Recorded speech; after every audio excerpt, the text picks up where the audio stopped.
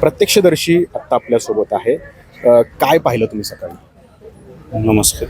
तर त्यावेळेस मी पाहिलं, ज्यावेळेस माझ्या वहिनी मेघा घुमटकर मला घरामध्ये बोलवायला आल्या की आपल्या शेजारीच एक क्लास आहे, तिथून एक मुलगा बाहेर आणला आहे, पूर्णपणे रक्तबंबाळ आहे, मॅडमने त्याला बाहेर आणलेलं आहे, त्याला हॉस्पिटलला मदत म्हणून न्यायचं आहे.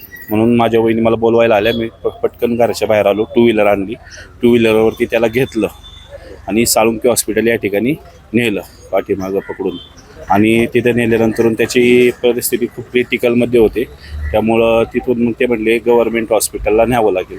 मग तिथून ॲम्ब्युलन्स बोलून चांडवली रुग्णालय या ठिकाणी नेलं. तुम्ही ज्या वेळेला बाहेर आलेला होता त्यावेळेला तो रक्ताच्या थरवात पडला होता. हल्ला करणारा मुलगा तिथंच होता? हल्ला करणार, मला नंतर समजलं की हल्ला करणारा मुलगा बाजूलाच तिथे उभा होता म्हणून, आणि तो ॲक्च्युली तिथून डायरेक्ट पोलीस स्टेशनला आला अशी माहिती मिळाली मला हल्ला करून.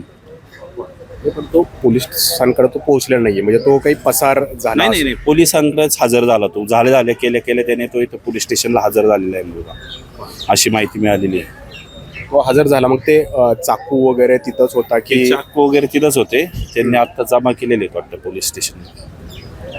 तर हे प्रत्यक्षदर्शी आहेत आणि ते म्हणतायत की ज्यांनी हल्ला केला तो मुलगा तिथून थेट पोलिसांकडे येऊन हजर झालेला आहे. पोलीस मात्र म्हणतायत की तो मुलगा पसार झाला आहे आणि त्याचा शोध या ठिकाणी घेतला जातो. त्याच्यामुळं पोलिसांच्या भूमिकेवरती या ठिकाणी संशय निर्माण झालेला आहे. कॅमेरामॅन शैलेश जाधवसह नाजिम मुल्ला, ABP माझा, राजगुरुनगर.